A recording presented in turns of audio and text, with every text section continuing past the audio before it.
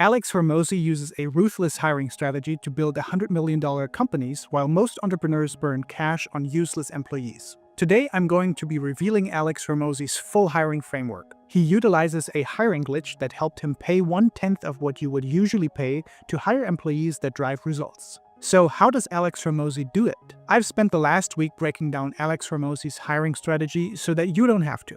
I boiled it down to the 3 core principles that make his approach so devastatingly effective. A year or two ago, we had an HR director, and I'll just tell you what happened. So she had taken upon herself, because she didn't have enough work. I know this, but she doesn't know this. It was because she didn't have enough work, and she had overhired. She had 6 people in her department. 6 people in HR. Can you imagine? 6. We had a 100-person company. Like 6 people. Like, it's just so many people. So she had a lot of people, and no one had any work to do. Right off the bat, Alex is revealing a massive problem that most entrepreneurs don't even recognize until it's too late. 6 people in HR for a 100-person company is absolutely insane. That's a 6% overhead just for HR alone. Most successful companies run lean HR departments, usually 1 HR person for every 40 to 50 employees, not 1 for every 17. But here's the real issue. The HR director didn't even realize that she was overstaffed. This is what happens when you hire people who don't understand business fundamentals. They create work to justify their existence instead of focusing on what actually drives value. I have seen this pattern with dozens of my clients who came to us after making expensive in-house hiring mistakes. They'll bring on full-time employees for tasks that could easily be handled by skilled virtual assistants at less than $8 an hour. And so she took it upon herself to do a salary analysis, which is basically a study of how much everyone in the company, quote, should be getting paid based on, the role, their experience, what the market's playing, and where they live, right? And this took like 90 days for her to do this for every single person in the company. And so she used up, a lot of company resources, 3, 4, 5 employees, etc., for this period of time to do the study. This is where things might get really dangerous. She spent 90 days and multiple employees' time on what amounts to an academic exercise. Think about it. That's about $100,000 in payroll resources just to conduct a study. Most entrepreneurs would look at this and immediately see the red flags, but this HR director thought she was being proactive. The real problem is that she was solving a problem that didn't really exist. Alex mentions later that they weren't having trouble attracting or retaining talent, which means the current compensation was working just fine. This is exactly the kind of expensive busy work that we help our clients avoid. One of our very recent clients in the construction industry was drowning in similar administrative tasks until they partnered with us. Now they save over 20 hours per week that used to be spent on admin work and bookkeeping, time that's now focused on actual revenue-generating activities. And the result of the study was that she had determined that, 20% or 25% of the company was being, overpaid, and then 20 or 25% of the company was being underpaid, and then about 50% of the company was being paid, appropriately. And so the conclusion that she came to was, well, I'm going to email everyone and just say, if they were being overpaid, they were going to stay there because we're not going to give people, pay cuts. If they're adequately paid, they'll stay where they're at. And if someone's being underpaid, we'll email them and say, hey, you just got a raise. Congratulations, right? This is absolutely mind-blowing. She essentially decided to give random raises to 25% of the company with zero justification beyond market research. No performance reviews, no increased responsibilities, no business case. Just arbitrary raises because the spreadsheet said so. The most damaging part is that these employees had no context for why they were getting paid more. When you give someone a raise without explaining what additional value they would need to provide, you're essentially paying more for the same output. And so this may have been the single stupidest thing I've ever seen someone do in my entire life. But that was the decision that was made. And so this was reported to me at a at our quarterly. And this was actually her accomplishment for the quarter. And I just remember just being so bewildered, befuddled, dumbfounded by the fact that this person, this human being, had thought that this was a good use of company resources. Alex's reaction here tells us everything about how successful entrepreneurs think about resource allocation. This HR director was proud of what she had done. She thought giving people raises was an accomplishment worth celebrating at a quarterly meeting. But from a business owner's perspective, she had just volunteered to reduce company profit by hundreds of thousands of dollars annually with no corresponding increase in value. It's like burning money and calling it a success. So the reason this was terrible was that so she literally used company resources, probably $100,000 of payroll resources, to create this solution that then just paid out more money from the company, which is just my wallet. It's just my bank account, right? And just paid out more money for no reason, and did it in a way that anybody who got paid more had no explanation for why they were getting paid more and provide no value. This gets to the heart of what most people don't understand about business. Every dollar that goes out in wages has to come from somewhere. It's not monopoly money, it's real cash that could be invested in growth, new product development, or building cash reserves for economic downturns. When you increase someone's compensation without a corresponding increase in their value output, you're making the company less efficient and less competitive. Alex estimates this decision cost him $600,000 in profit, money that could have been reinvested to grow the business and create more opportunities for everyone. Your job is not to make employees happy. As an owner, your job is not to make employees happy. As a manager, your job is not to make employees happy. As an HR director, your job is not to make employees happy. Employees' job is to make employees happy. Human beings are responsible for making themselves happy. There are people in Auschwitz who wrote books about how they were happy, and there are people in America living in the top 1% of earners of the whole world who are miserable. Alex Hormozi's stance here is certainly controversial. However, Alex raises a very important point. Many HR departments operate under the false premise that their job is to make employees happy. However, happiness is an internal state that can't be manufactured by outside circumstances, at least not sustainably. Even great material advantage doesn't necessarily equal happiness. And here's Alex's points. Happiness comes from within, not from your job perks or salary. When HR departments focus on employee happiness instead of business value, they end up making decisions like the salary analysis disaster, spending company resources on feel-good initiatives that don't actually improve anyone's life or the business. Your customer is the company, all right? And now I'm going to be clear about this. The company has three stakeholders. You've got shareholders, the people who own the company. You've got customers, the people who pay the company. And then you've got employees, the people who run the company.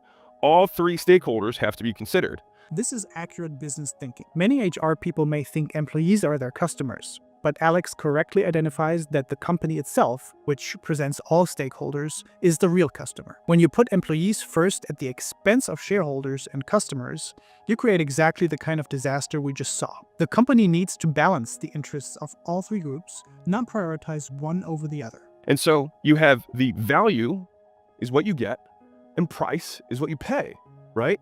And the goal, I want to be very transparent about this, of the company is to pay as little as possible for the highest amount of value. And that may make people uncomfortable. But the point of all businesses is to get as much price. They want to have as big of a discrepancy as possible. This is where Alex gets really honest about how business actually works. Every successful business operates under this principle. Maximize value while minimizing cost. Think about your own purchasing decisions. When you buy a car, you want the best car for the lowest price. When you hire a contractor, you want the highest quality work for the most reasonable cost. Companies operate the same way with employees. The alternative, paying more than necessary for the value received, is what leads to business failure and ultimately job losses for everyone. Now let me share something that might help you think differently about outsourcing and team building. I've put together a comprehensive guide that breaks down 50 specific tasks most entrepreneurs are handling themselves that could easily be delegated to skilled virtual assistants for a fraction of the cost of your average employee. You can grab it for free in the description. It's honestly transformed how I think about building efficient teams. And I want to be 100% clear. I do value marketing, sales, and product more than operations. Here's why. Not that long ago, there was a period of time where I had mentors who were like, you need to put operations first, right? This is part of scaling. You have to delegate, blah, blah, blah. And so there was a period of time where I put operations on a pedestal and was like, no, guys, we need to just do what operations wants us to do. This admission from Alex is a great insight. Even someone at his level made the mistake of prioritizing operations over core business functions. Many entrepreneurs get seduced by the idea that better operations will solve all of their problems. But Alex learned the hard way that this is backwards thinking. Operations should support and enable the core business functions, not drive them. If you flip this hierarchy, you end up with beautiful processes that produce terrible results. We see this frequently with new clients who've been told they need to hire operations managers or full-time administrators first. The smart approach is actually to get high-level virtual assistants who can handle your operational needs at less than $8 an hour while you focus on revenue-generating activities. And to be clear for definition, operations is everything that is non-core to the value of the company, all right? That is IT, that is HR, that is finance, that's legal. All of those comprise operations, all right?